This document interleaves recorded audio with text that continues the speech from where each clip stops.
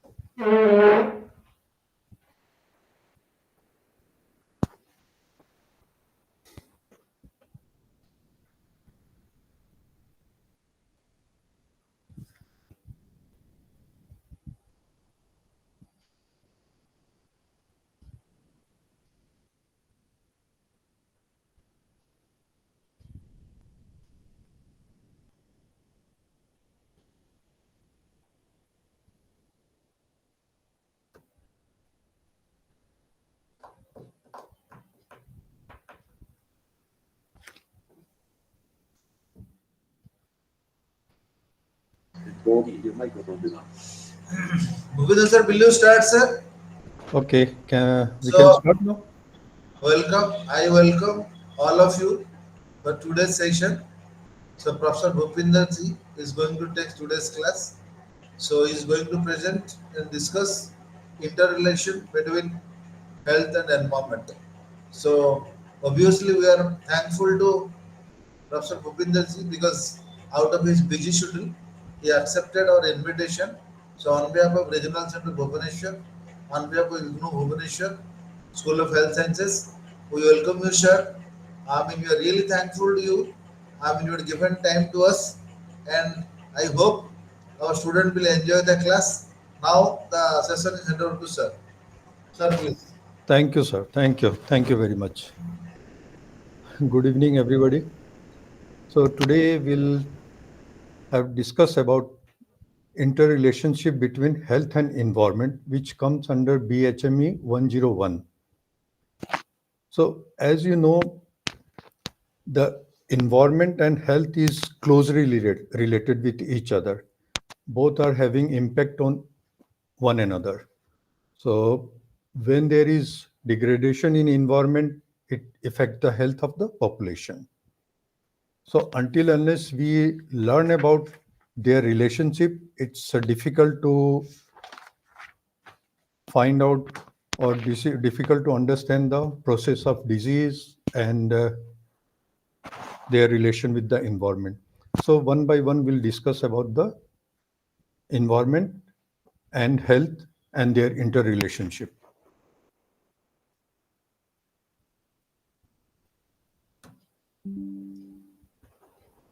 So objective of this chapter is to define health and explain its concept, describe the dimensions of health, and discuss the dynamics of development of disease.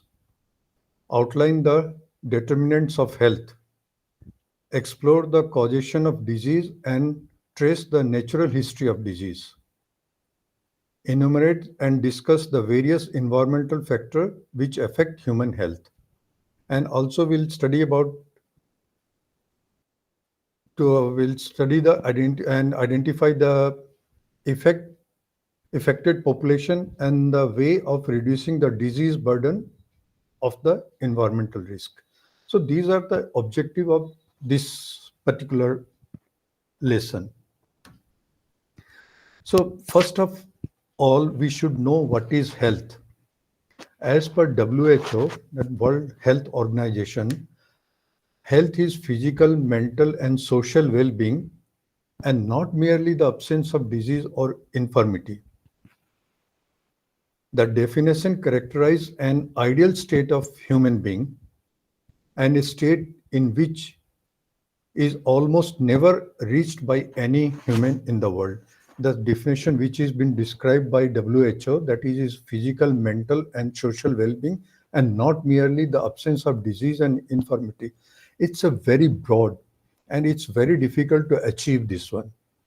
And there is lot of criticism about the definition of health, which is being given by WHO.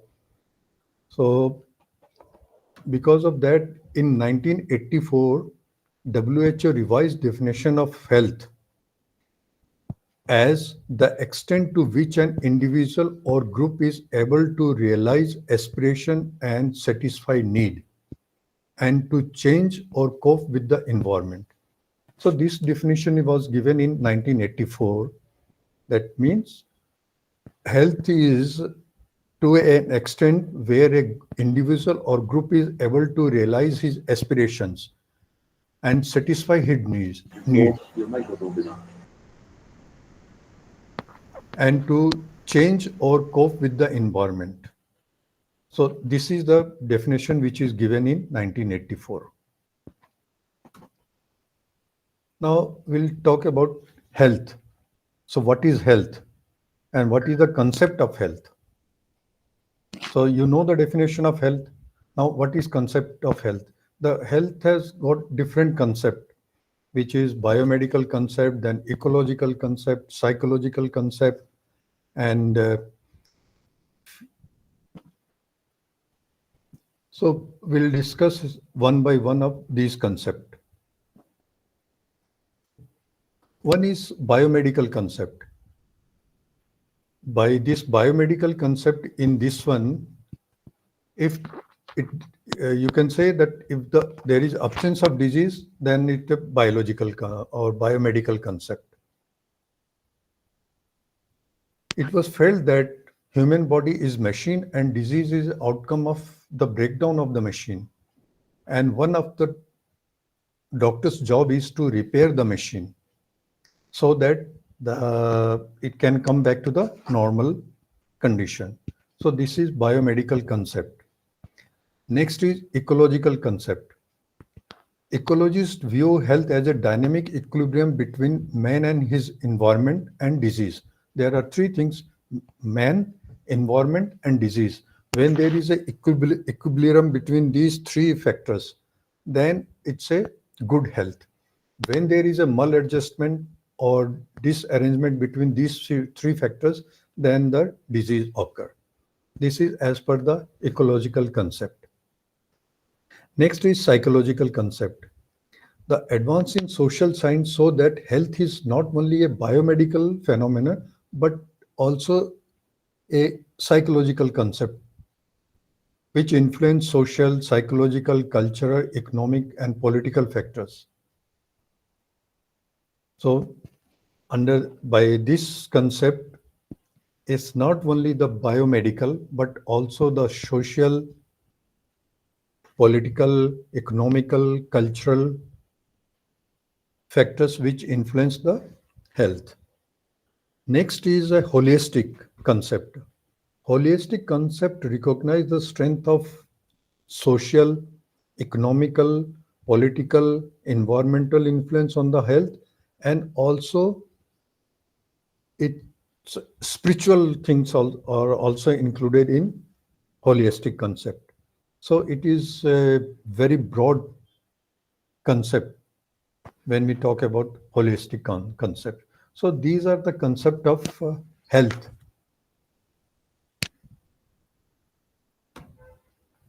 Now the next thing is the dimension of health.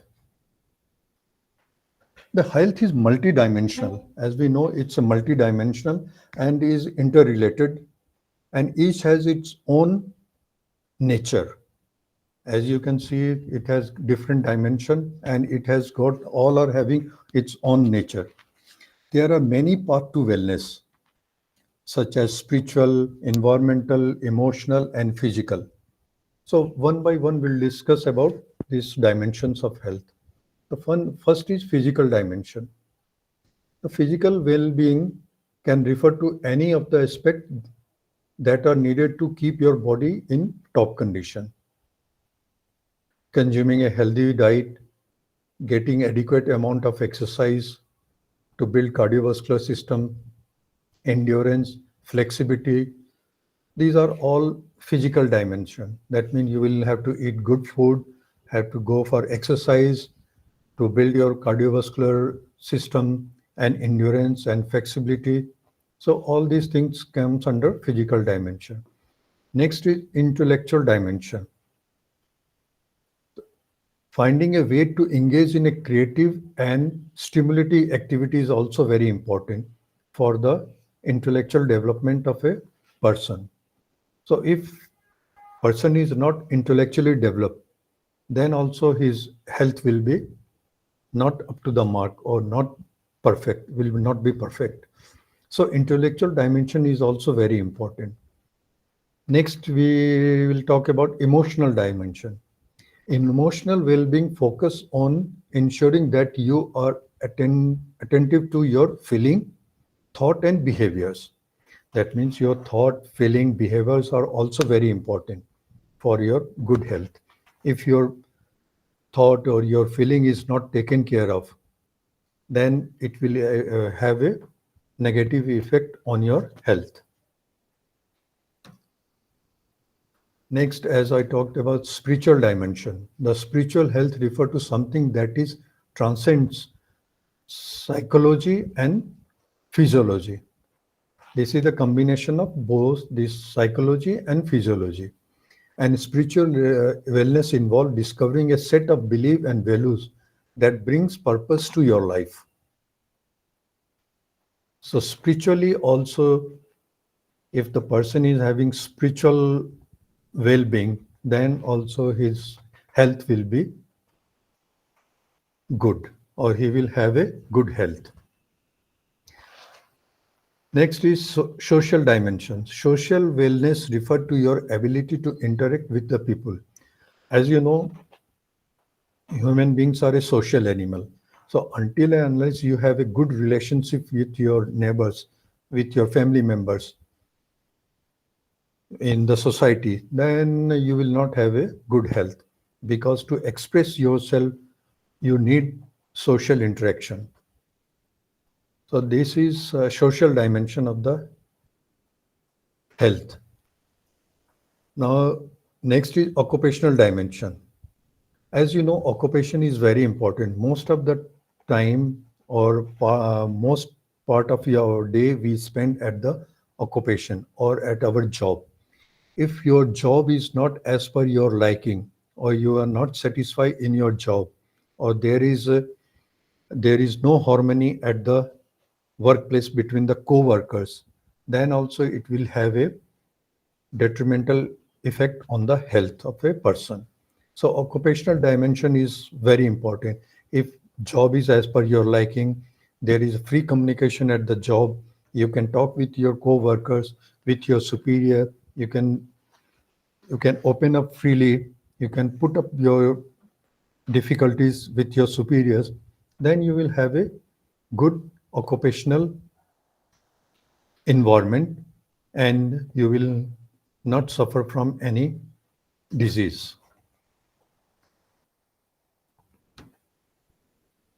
Next is environmental dimension, which is also very important. Environment is consists of everything which surrounds you, may it be air, water, temperature, soil, everything which surrounds a person.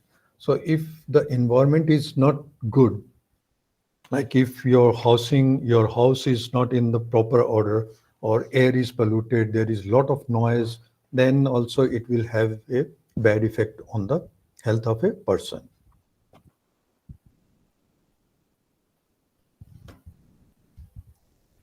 Now, determinant, this is all about dimension of health. Now we'll talk about dynamics of determinants of health. The determinants of health is biology and genetic endowment. What is biology and genetic endowment? Genetic endowment appears to be predispose certain individual to a particular disease or health problem. Like if there are chances that a person whose father is having cardiovascular disease, he may also develop cardiovascular disease because of genetic predisposition. So, because these few diseases are transmitted through genes, so that's why it is called genetical or genetic endowment. Next is income and social status. Health status improves at each step up in the income and social hierarchy. If a person is having high income group, his health will be at the higher level because he can have good food, he can have nice house where the environment is good, and he will have good social relationship with so in the society, so he can enjoy good health. So as I told you, social support network, support from the family, friend, and community is associated with better health. Employment and workability condition, as I told, unemployed, if the occupational environment is good, it will have a beneficial effect on the health. In other way around, if the person is unemployed, underemployed, or job is stressful, or he is working under unsafe condition, then it will have a bad effect on his health. So these are the determinants of health. The social environment is also have a effect on the health of a person. When we talk about social environment, it's a in broader sense, broader community. When we talk about family, it's a close related, but social environment extend to the broader community. And physical environment is important determinant of health, like air, water, food, soil, because these are the immediate environment which has a very either negative or positive effect on the health. Personal health practice and coping skill. Like there are few personal habits which have effect on the health of a person. Like the action by which a individual can prevent disease and promote self-care. If you are keeping good hygiene, good personal hygiene, then the chances of developing disease are less. But if your personal habits are not good, then the chances of getting disease is high. Next is health service. The service, these are the services which are designed to maintain and promote health. If the health services are good, then the health of a individual will be in the positive state. Because slightest, if whenever he is having slightest or minor diseases, he can go for health services and get himself treatment. The gender is also very important. Culture, the some person or group may be face additional health risk due to social economic environment. In different society, they have got different cultures and belief. In some society, like piercing of the ear lobule, piercing of the nose, if or putting tattoos. So these cultural habit predisposes the population or to an individual to develop diseases. So this culture and habits are also very important. Now we'll talk about causation of disease. What are the causative factors of disease or how the disease is caused? We'll discuss about these things in this chapter. Now, when we say causation of disease, so why some person or get disease and other persons don't get disease? So there may be something which is predisposing him to disease. So we'll discuss about these factors. The predisposing factors such as age, sex, and previous disease. Some diseases are more common in elderly or children, or if a person is already having some disease like diabetes, if he is suffering from diabetes, then he can have eye problem or cardiovascular disease or neurological disease. So these are called predisposing factors. So enabling factors is like housing condition. If the housing condition is not good, then those factors or this poor housing condition enables the person to develop disease. So this is called enabling factors. Next come precipitating factors like drinking contaminated water or close contact with pulmonary tuberculosis patient.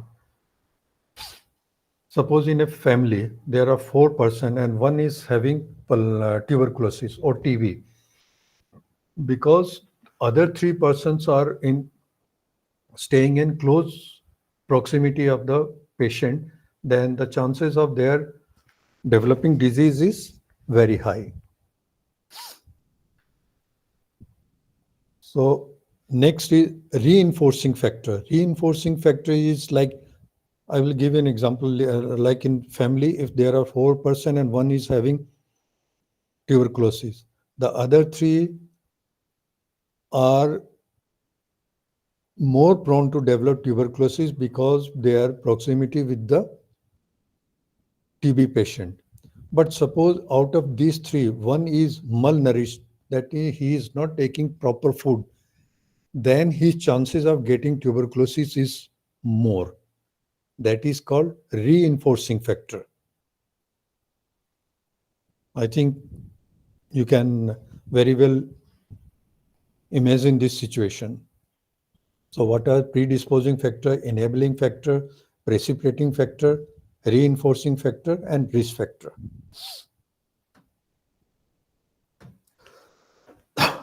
Just a moment.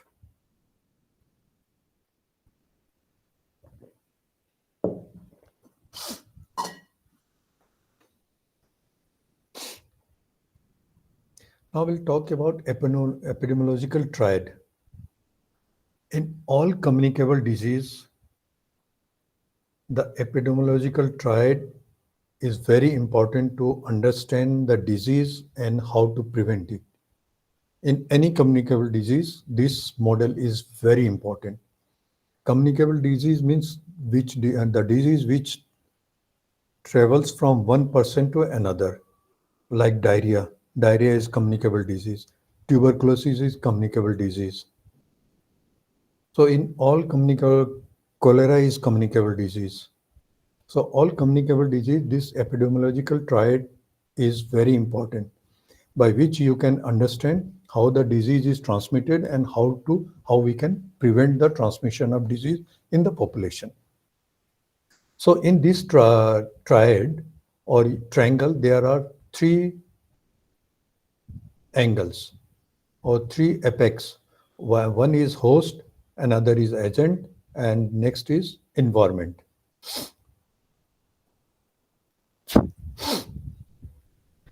Now, host is what is host? Host is the individual or the person which can develop disease. Now, the thing which is important in relation to host is age, sex, race, genetic profile, previous disease. That is the factor which affect the host. Now, when we talk about agent, agents are the causative organism which can cause disease. It may be biological agent, it may be chemical, it may be physical, or it may be nutritional. Third is environment, which is temperature, humidity, altitude, and housing.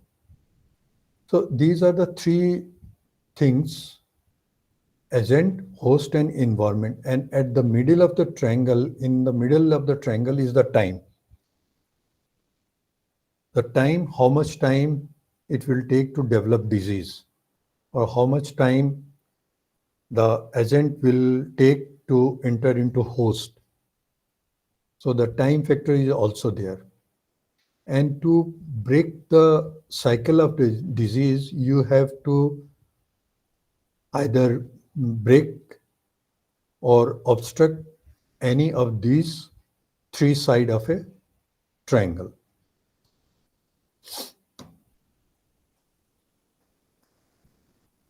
So when we say disease, any all diseases have a natural history.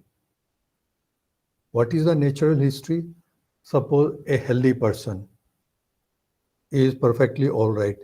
Then one day he will have fever, he will have cough. That means he is developing some disease. Then ultimately he will have severe cough. Sometime he may, depending on the condition, he may start vomiting blood or a through mouth, and there may be either he recovers from the disease or he will have some complication and recover, or he can recover fully. So this is natural history of disease. Now we can divide this natural history of disease into different parts or different stages, which is one is pre-pathogenesis phase and another is pathogenesis phase. Pre-pathogenesis is when the disease there is no sign and symptom and person is free from any disease, but the disease fact or the agents are there around the person or around the host.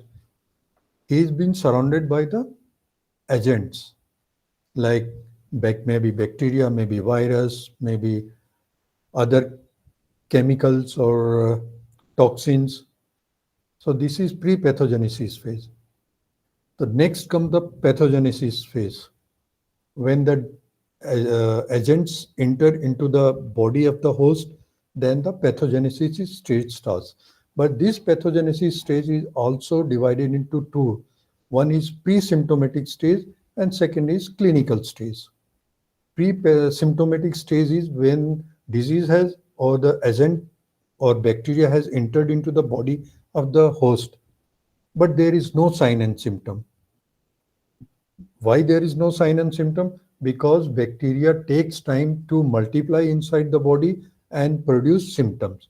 So until that symptoms develop, that stage is called pre-symptomatic stage. Once symptom develops, symptoms is like fever, cough, or pain.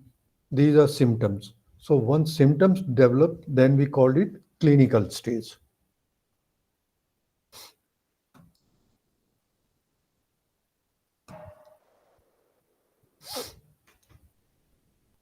So I think you understand uh, different stages of disease. Now we'll talk about environment and its effect on the health. Now we understand disease, its different stages, determinants of health. Now we'll talk about environment and its effect on the health. So what are the environmental factors which determine the state of health? So when we say environmental factor, we must know what are those environmental factors which will have effect on the human or host. So first is physical factors. Physical factors are like temperature, humidity, noise, lighting, radiation, and ergonomics.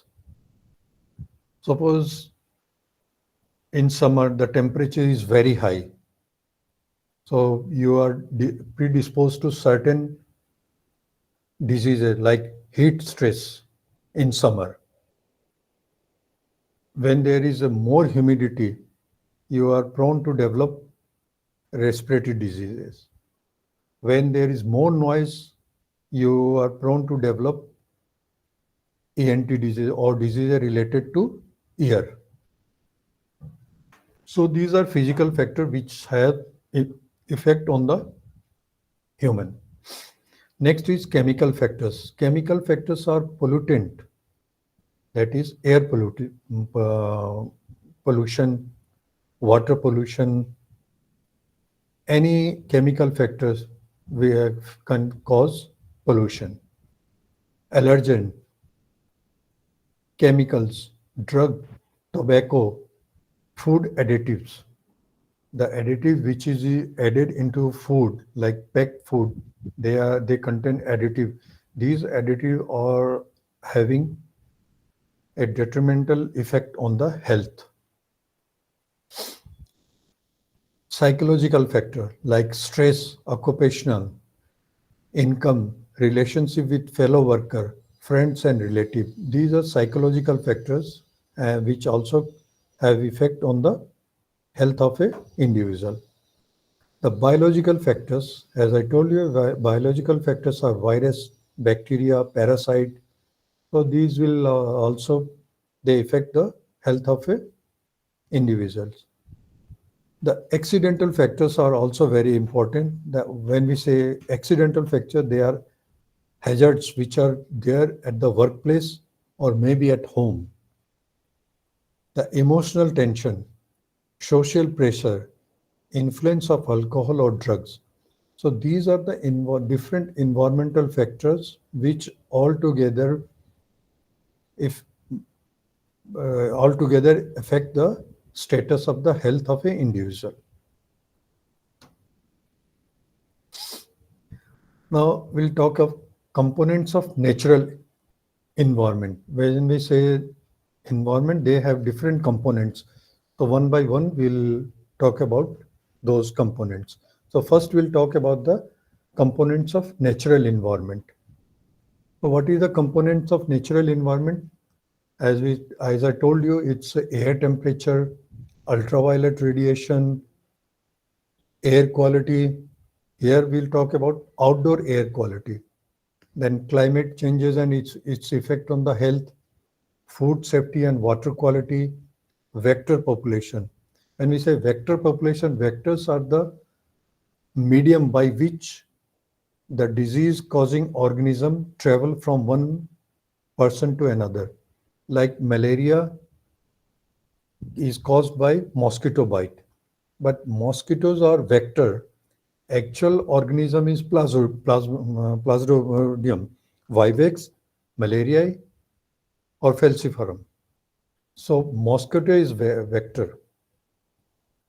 Same way, sleeping sickness is caused by a biting of the CC fly. That fly is a vector.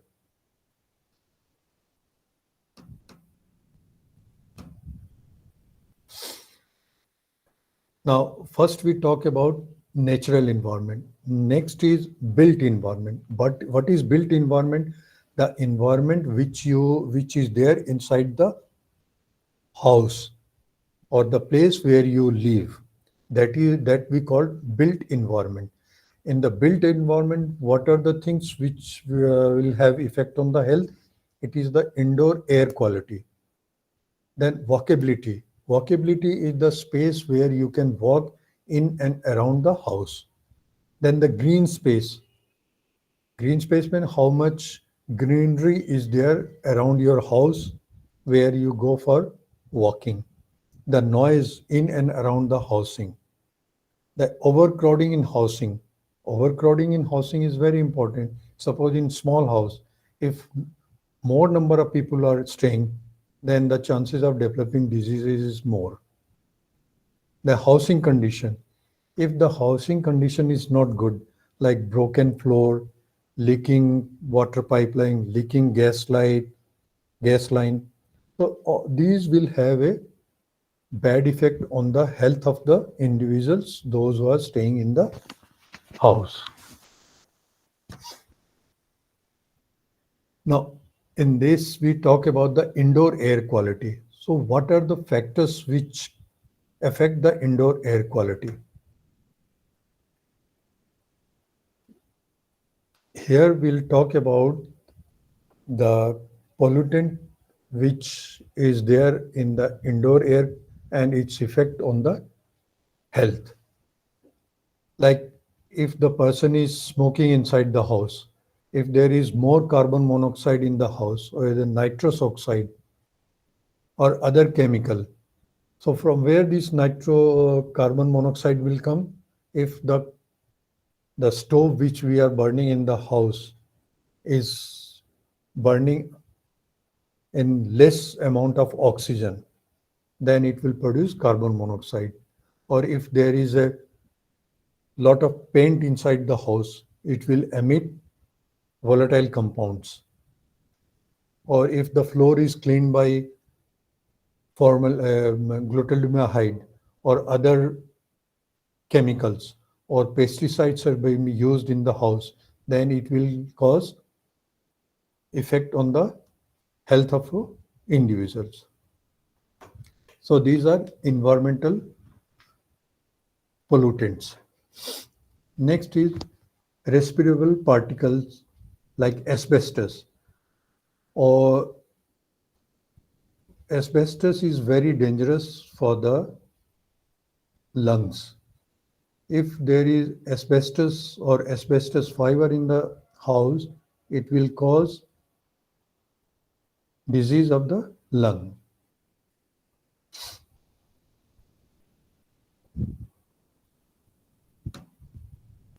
Next is radon. Radon is a gas which is emitted from the soil, which comes out from the soil or old building, or if construction is being done. So it's a trap gas in the soil and it causes lung cancer. Then the lead is also very important. And lead comes from open flame burning of lead paint in the house or house dust.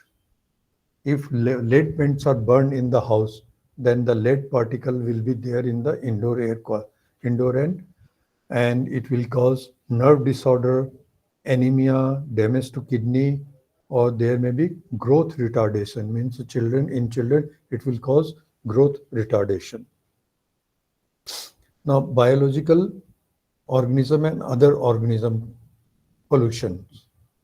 The house dust mite, or if the pets are there in the house, or poorly maintained air condition, humidifier, these all help in generation of mites or small microorganism in the air of the building, which will cause coughing, shortness of breath, allergy, running nose, asthma, watery eye. These will, the person who is staying inside the house will have these problems. Now we study about the environmental factor. which has effect on the health of a population.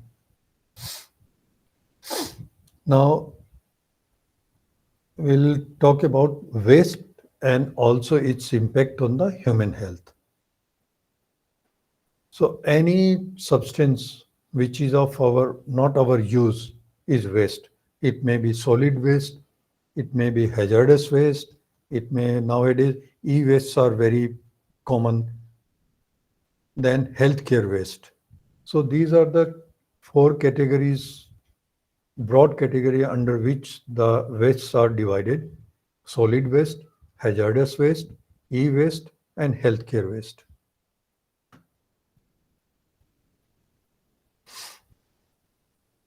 Now, impact of healthcare waste on human health.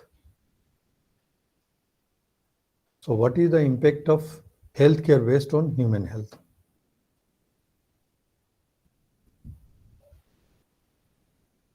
So, first we know what is the source of infection agent in healthcare waste. In the healthcare, a lot of waste is generated. As such, healthcare facilities are there to treat a patient to make him healthy. But during this process, there are a lot of waste is generated, and that waste is having a bad effect on the population.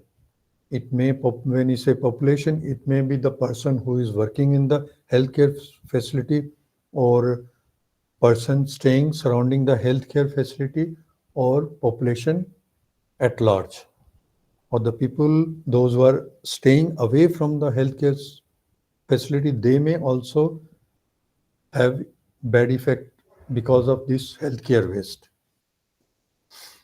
Now, what are those healthcare waste? First is anatomical waste. When we say anatomical waste, this is like body part. Suppose there is a amputation of the limb or amputation of the finger, that anatomical part. Placenta in delivery room, placenta is there. Then any tissue which is which come out from the operation theater. So any tissue or organ or part of body or placenta, these comes under anatomical waste. Next is waste contaminated with blood and body fluid.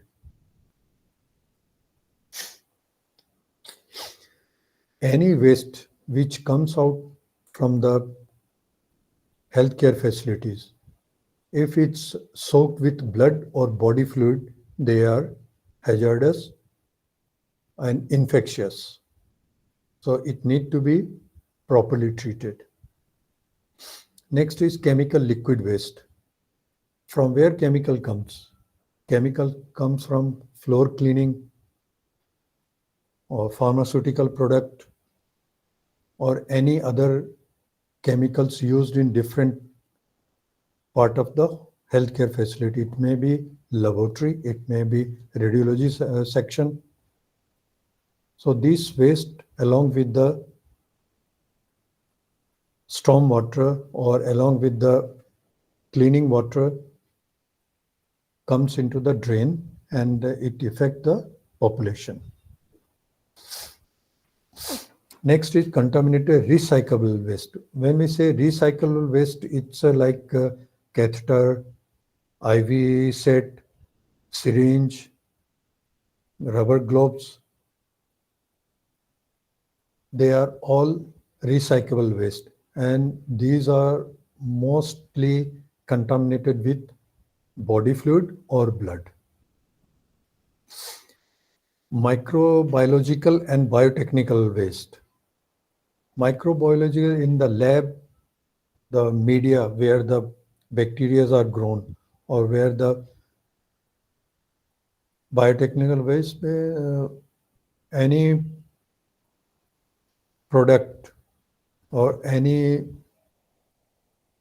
media where the bacteria is grown, or for research purpose, if any tissue is grown in the media, all these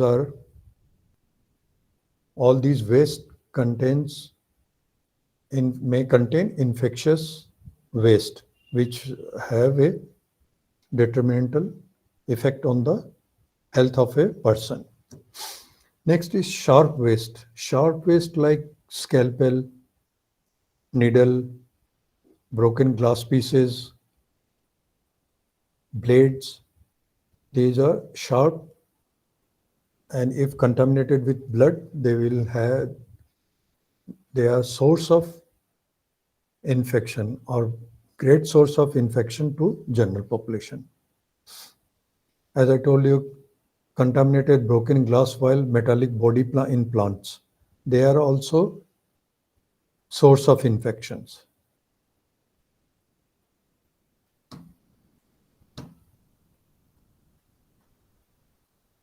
Now, type of organism and their mode of transmission. The different type of organism and how they travel from one person to another. So we'll discuss few of these. Like here you can see type of infection, example of causative organism, and the transmission vehicle. The first is gastroenteric infection. Gastroenteric infection is like infection which affect the our digestive system, that is called gastroenteric infection. Here the causative organism is Enterobacteria, Salmonella, Shigella, Vibrio cholera, Clostridium helminthes. And how it travels? It These infection travels from feces and vomitus. If a person is suffering from this condition and his feces means stool or vomitus, come in contact with other person, then the other person will also be infected. Next is respiratory infection. It's a Mycobacterium tuberculosis is the organism. The measles virus, streptococcus, pneumonia, or severe acute respiratory syndrome, which is called SARS nowadays, which is very common, like COVID. This is a type of SARS.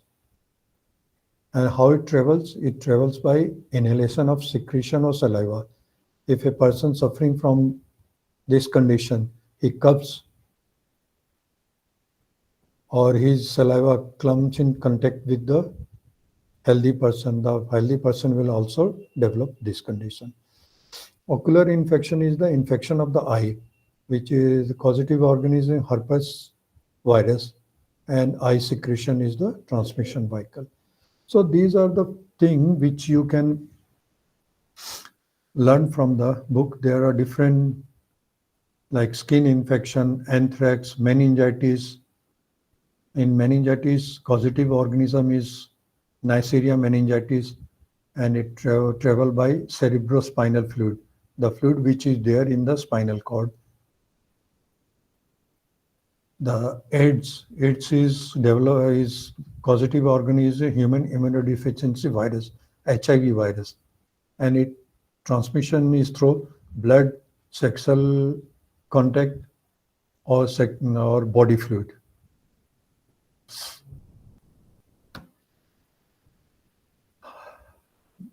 Next is bacteremia. Bacteremia is the condition where the bacteria goes into the bloodstream and cause disease. The causative organism is Staphylococcus cepalis, methicillin resistant Staphylococcus aureus, Enterobacter, Enterobacter or Enterococcus, Klebsiella and Streptococcus. These are the causative organ, and they spread from nasal secretion and skin contact. Viral hepatitis, causative organism is hepatitis A virus, and it travels by feces, that means from stool. But hepatitis B and C, the causative organism is B and C virus, but it travels by blood and body fluid.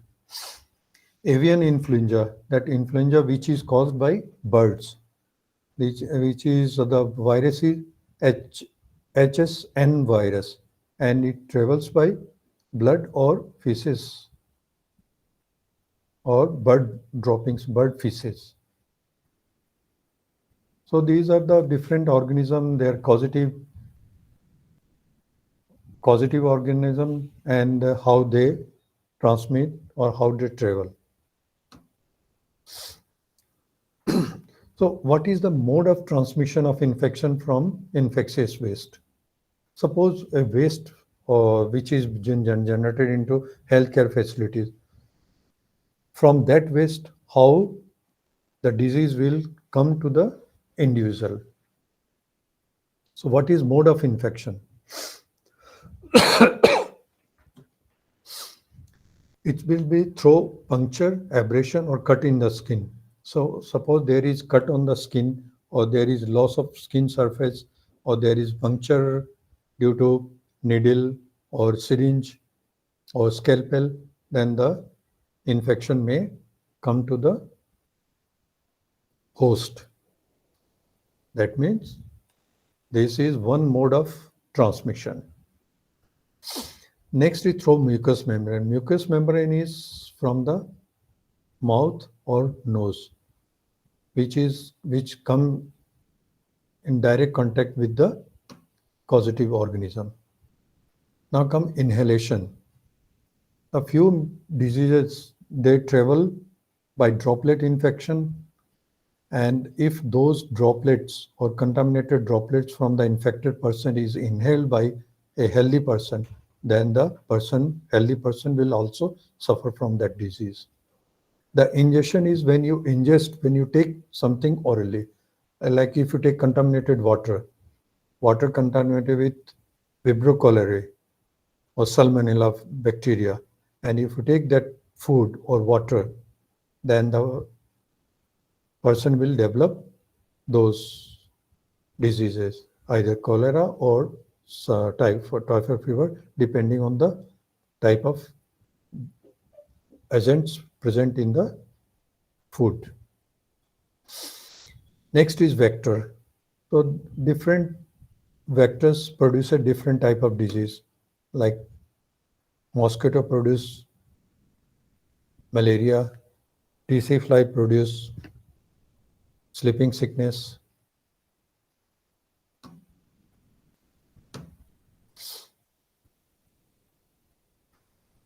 Now, as you know, that we all are surrounded by the organisms or different bacteria or different helminthes, but everybody does not develop disease.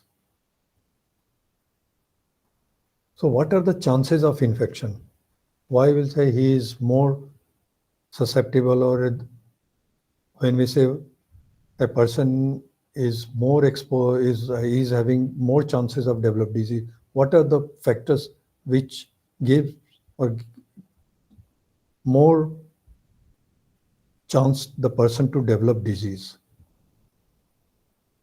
So here it is type of organism. What type of organism the person is exposed to, right? The type of organism to which a person is exposed, that also has a effect on his chances of getting infection. The load of infection. Load of infection is like how much amount of bacteria goes inside the body. If the load is very small, then chances of getting disease is less. If the load of bacteria or virus is very large, then his chances of getting disease is more. Then the type of exposure. What type of exposure is there? Susceptibility of the host. When we say susceptibility of host, when how much host is prone to develop disease. Suppose if the person or host is very healthy, is not having any predisposing factor, is altogether good, then his chances of developing infection is low. But if the person is malnourished or already he is having predisposing disease like diabetes, then his chances of developing infectious disease is very high. Though, so these conditions are called susceptibility of the host. The type of infection based on the type of waste. So what type of infection will occur as per the type of waste? So needle stick injury or accidental exposure to blood or body fluid. If there is a needle stick injury or you are accidentally exposed to blood or body fluid, then your chances of developing infections is there. Now, contact with pathological anatomical waste and soil waste. If you are if you are having contact with pathological or anatomical waste or soil waste, soil waste is the any waste which is contaminated with blood or body fluid of a patient, then your chances of developing infection is high. Exposure to microbiological or laboratory waste, the any waste which is coming out of the lab or the thing which is contaminated with microbiological substance, then the person is more prone to develop infection.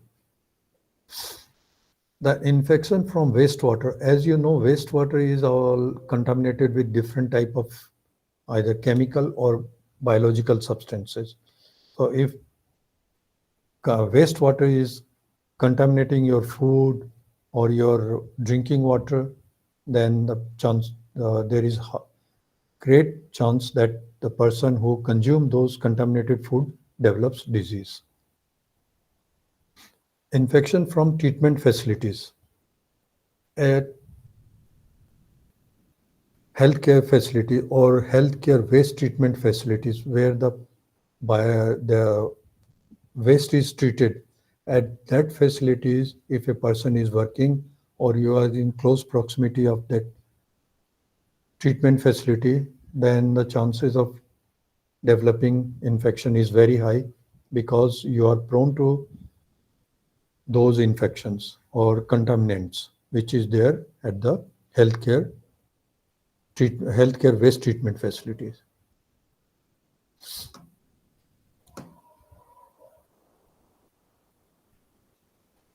Risk from effect of treatment technology and disposal method. Now, till now we are talking about waste which is being generated at the healthcare facilities and its effect on the health. Now we'll talk about risk of effect of treatment technology and disposal method. The hospital waste which is generated is being treated so that it is safe for the general population and it need to be disposed. So there are different method, but those method or those technology are also having some effect on the population or on the human body. So what are those things? Like for disposal, we need incineration. Incineration where the waste is burned at very high temperature and that incinerator also produce some effect. What are those effects? Because when we do incineration, it gives out organic pollution or organic pollutant, which is called POP, persistent organic pollutant, which is dioxin or furans. These are the gases. If the incinerator is not working properly or it is not maintained properly, then it will give these toxic gases and it will have very, very bad effect on the population. Now, autoclave and steam disinfection treatment. To disinfect the biomedical waste, we use autoclave and steam disinfectants.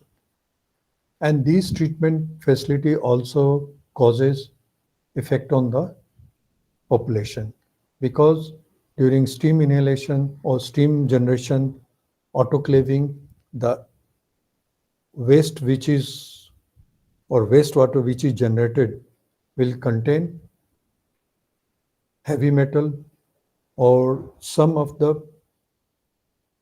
biological substances which may affect the population. So post water treatment, post waste treatment water, the wastewater which is treated after treatment, they may have some residuals in that wastewater which may cause ill effect on the population. Now, shredding device and waste compactor. Shredding devices are there to cut the rubber catheter or rubber tube or gloves into smaller pieces. So those shredders and waste compactors, they also have some detrimental effect on the populations.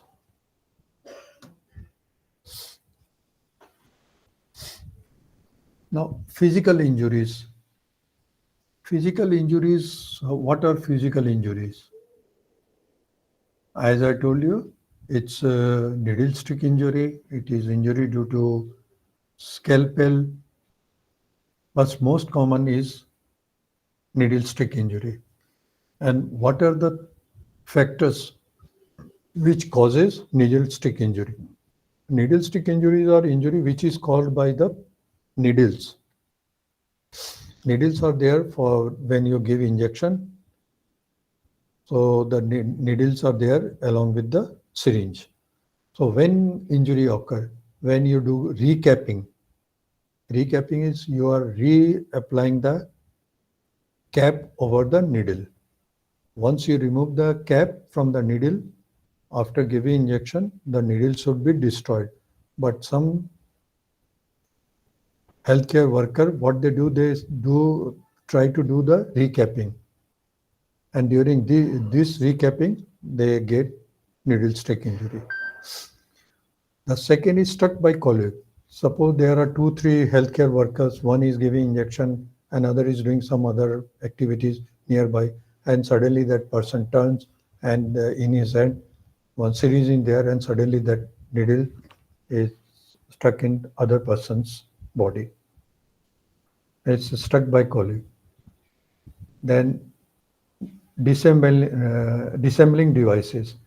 But when you are disassembling the needle or you are putting the needle out of the syringe and disposing it disposing it during that time also it needle stick injury may develop. During disposal, you may develop needle stick injury. Unattended needle. If needles are kept unattended, after giving injection, the needle is kept in the tray, and after some time you forgot, then accidentally you may get needle stick injury from that particular needle. Movement of the patient. So suppose if the patient is doing lot of movement while giving injection, and during that process, the healthcare worker may get needle stick injury. Now there are chemicals in the healthcare waste. Different chemicals are there, and they have effect on the health of healthcare workers or population at large. So what are these chemicals? Sorry, or metals. First is mercury, cadmium, chromium. Next is ethylene oxide, which is used as a sterilizer. The disinfectants, particularly important member of this group, they are used in large quantity and they are often corrosive. So disinfectant is very frequently used at healthcare facilities. Next is formaldehyde. which is normally used in pathology and during autopsy and embalming. Embalming is to preserve the dead body. So for that, the preservation of dead body, formaldehyde is used, which is a chemical and having toxic effect. A photographic chemical, which is used in the radiology section. And what are those chemicals? Is a fixer, developer, which is 45% glutaldehyde. Then solvents are used, which is what solvents? Methyl chloride, chloroform, trichlorotetraethylene. These are the few chemicals or which is being used at the healthcare facilities. Now, out of these, mercury is very important. Just a moment.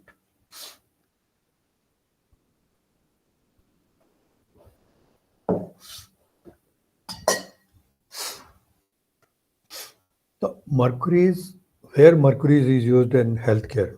It's used in thermometer. It's used in blood pressure measuring equipment. It is used in dental as a amalgam, that filling for the teeth. So this mercury is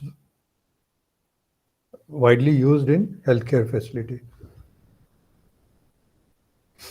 There are two types of mercury. One is metallic, one is organic, and one is inorganic. So inorganic is metal. So metallic mercury, when it is spilled, suppose there is a thermometer is broken and mercury is spilled on the floor. So the mercury is very volatile. After some time, it will disappear in the atmosphere. That means it will be converted into vapors. And if a person inhale those vapors, then he will develop uh, uh, mercury toxicity. And the mercury symptoms of mercury toxicity are trembling of the hand, emotional changes such as mood swing, irritability, nervousness, excessive shyness, insomnia. He will not have proper sleep at night. He will not sleep in night. Then neuromuscular changes such as weakness of the muscle or muscle atrophy. That means muscle will lose its thickness. That is muscle atrophy. The twitching of the muscle, involuntary movement of the muscle. He will develop headache, disturbance in sensation, change in nerve response, poor performance on test of mental function. Higher exposure may cause kidney effect and respiratory failure or death if the exposure is very high.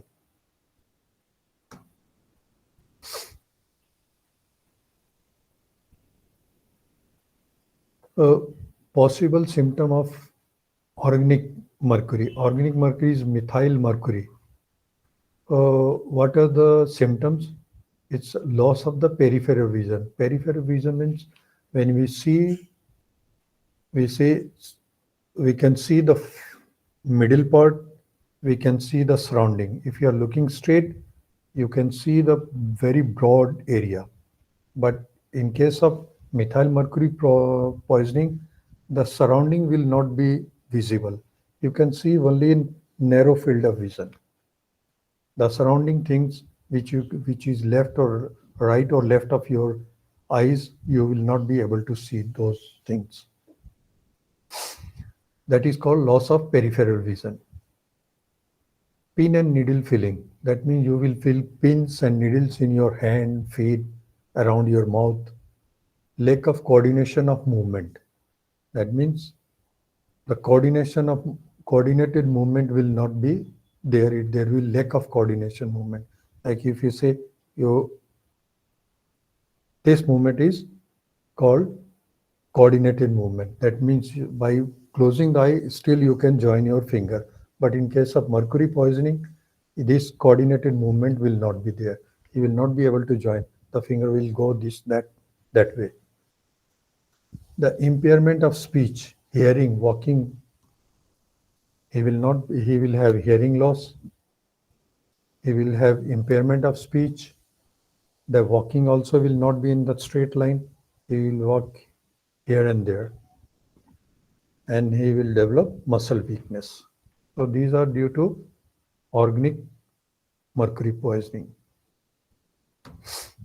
Next is common at the healthcare facilities, cadmium. So where cadmium is present, it's present in batteries, that lead, acid, nickel cadmium, silver cadmium. So these are the battery which contains high amount of cadmium. The electronics, the printed circuit, they contains cadmium. Glass and ceramic enamel, the glass, ceramic glassware, containers or laboratory glassware, optical glasses, they contain cadmium. The plastic also contains lot of cadmium. The pigment, the printing ink, that also contain cadmium. The pharmaceutical product, they contains cadmium. Dental enamel filling also contains cadmium. The CAT scan film also contains cadmium. So this cadmium is heavy metal. Next is risk from toxic chemical which is present in laboratory waste. It's formaldehyde, which is very commonly present. The acute exposure may occur in eyes, nose, or throat through air or through inhalation, which may cause cough, wheezing sound, that means difficulty in breathing. Accidentally, if this is ingested accidentally, then it will lead to corrosion of the oral cavity and gastrointestinal tract. That means the whole mouth and esophagus and stomach, they will burn. There will be scar formation, corrosion of the mucous membrane. Chronic exposure of formaldehyde by inhalation may be associated with nose, throat, or respiratory symptoms.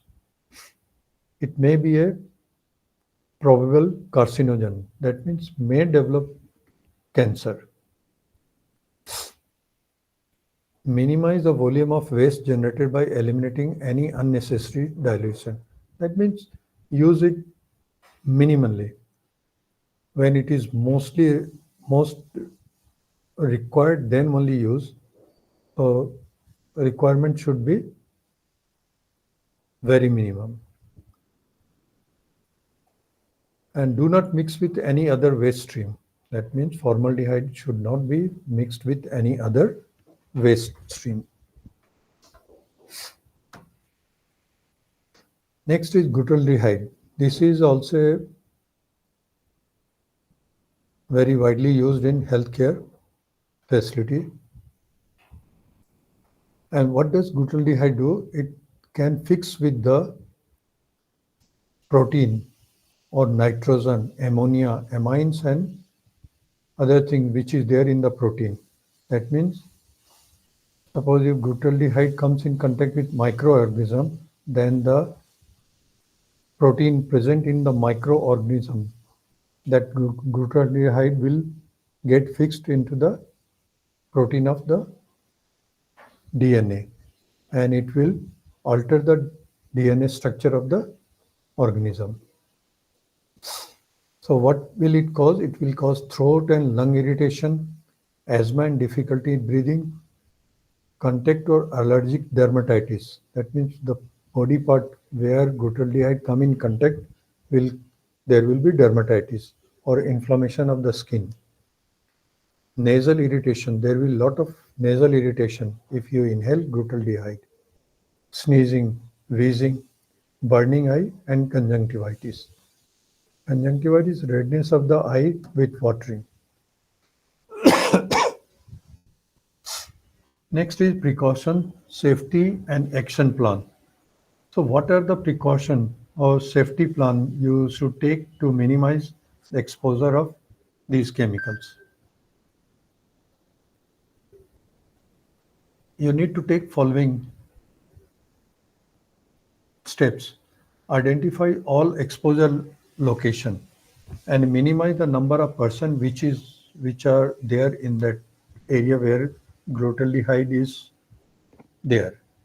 Suppose there is spillage of glutaldehyde, then there should be minimum number of patient in that room.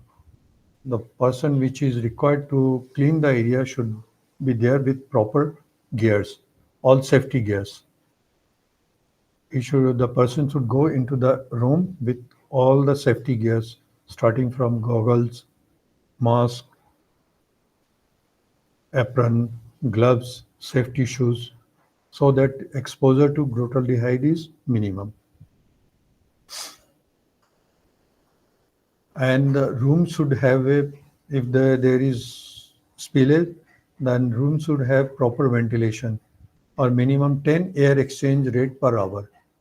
That means there should be a proper ventilation in the air so that the fume which is generated inside that confined area may be allowed to go out, and there will be dilution of the vapors. Then the use of proper equipments or PPE, where, as I told you, the goggles, safety shoes, gloves, protective aprons, everything should be worn by the person who goes inside the room to clean the spillage. Also, you should monitor the level of exposure. That means how much concentration of vapor, what is the concentration of vapors inside the room, whether it's within the permissible limit or it's more than the permissible limit. So this should be monitored. The training in safety precaution and handling of hazardous chemicals should be undertaken, including safe working habit, use of proper protective gear or clothing, and safe spill cleanup procedure. That means how to clean the spill should be done, and it should be taught to the worker. What is the proper method of cleaning of spillage? It should be taught to the healthcare worker. So there are gaseous pollutant at the healthcare facilities. As many types of gases are used at the healthcare facilities, and these gases are often stored in portable cylinders. And also there are anesthetic gases. Anesthetic gases are those gases which is there to produce or to make the person unconscious or to make him relax so that operation can be performed. Also, there are radiological pollutants. So, what are the source of radiological pollutant? There are sealed sources of radiation which are there in the nuclear medicine department. Then spent nuclide generation. This comes under radiation or radiation department or radioactive substance used for cancer patient. So low level soil waste, that is absorbent paper, swab, syringes, glassware, etc., which is been used during the procedure and may be contaminated with radioactive materials. Residual from shipping of radioactive materials. That means residual from shipment of radioactive materials and unwanted solution of radionuclides intended for diagnostic or therapeutic use. Diagnostic and therapeutic is to use to treat the patient, and therapeutic is for diagnostic is to diagnose the condition, different condition of the patient. There are conditions where nuclear or radioactive materials is used to diagnose a disease, and also it is used to treat few conditions. So both way it is used for diagnosis also and for treatment also. The liquid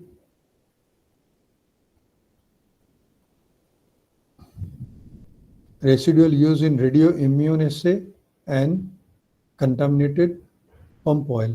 So contaminated pump oil may also contains residual of radioactive material.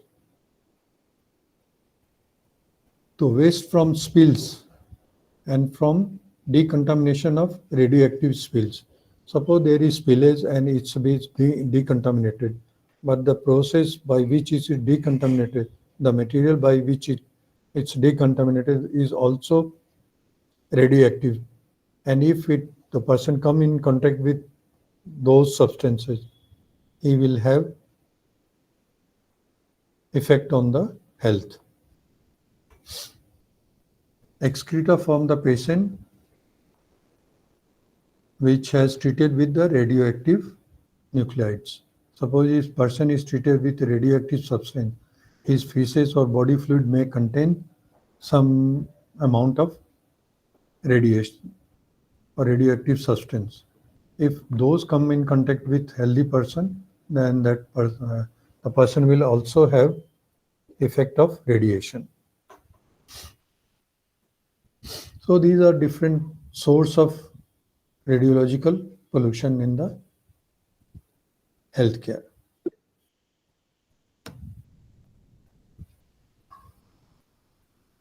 Thank you. So by this, we have come to the end of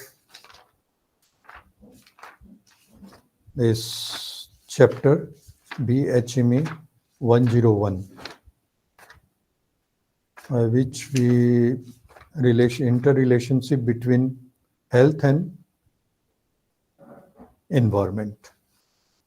I hope you understand the concept of interrelationship between health and environment. Thank you. If you have any query, you may ask or you may drop a line. I will try to answer your question.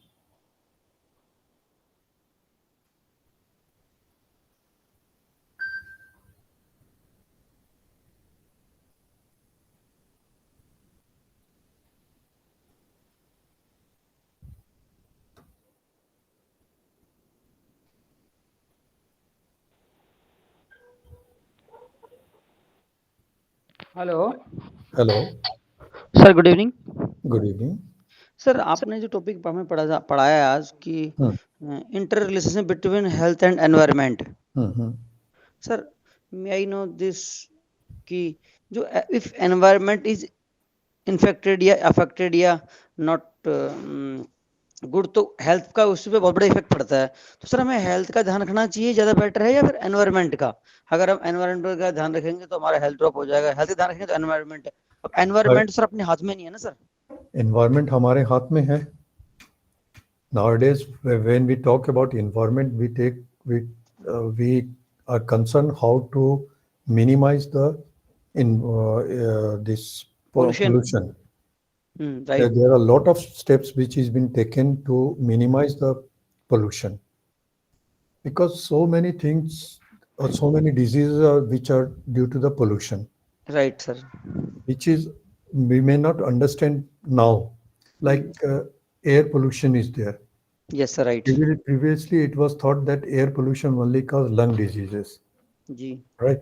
But now it come to know that air pollution because of the PM 2.5 and PM 10 particle, the cardiovascular diseases also are developing.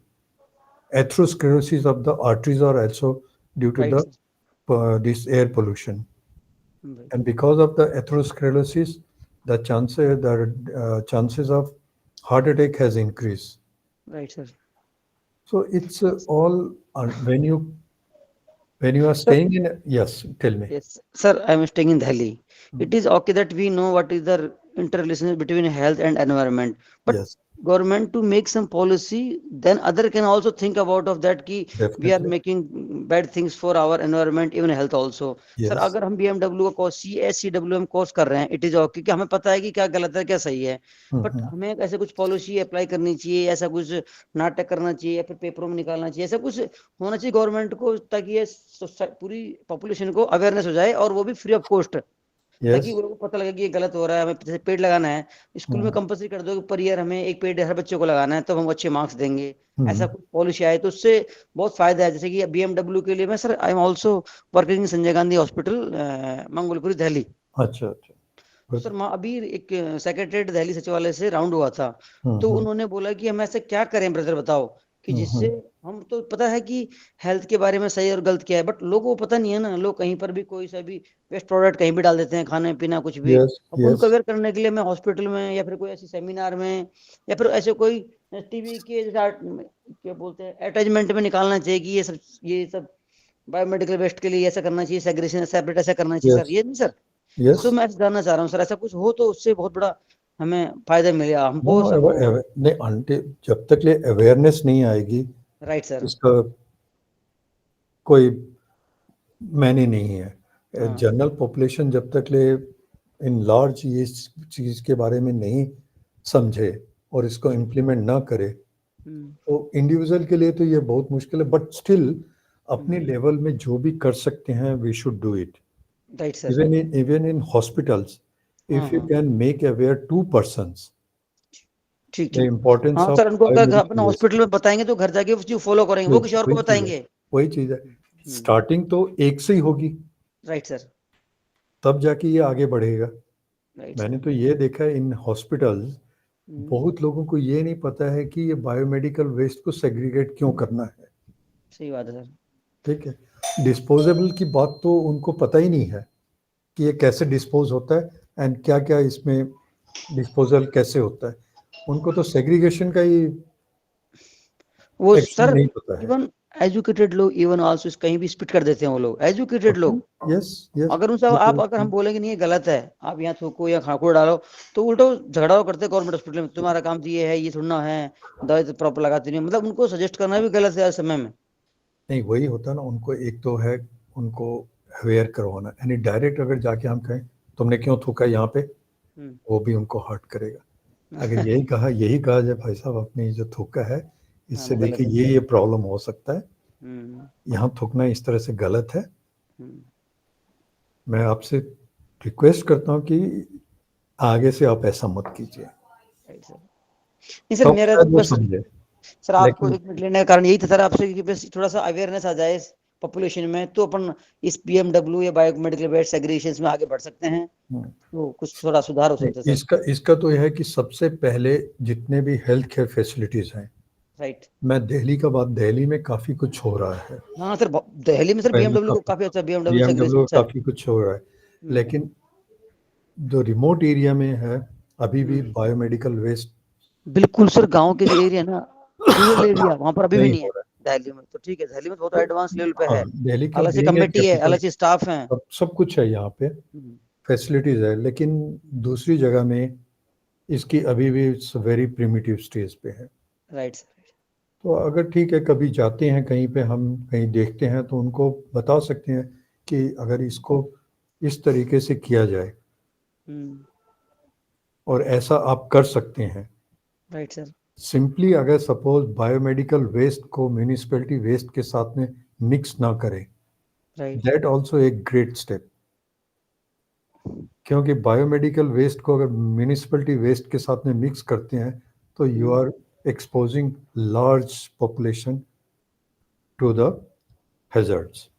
Right sir. Biomedical waste as such is very small, contaminated waste कितना होता है hospital में, it's right very sir. Small amount. If we can take care of that small amount, we can save a lot. Okay. Okay sir, thank you very much sir. Most welcome. Okay sir.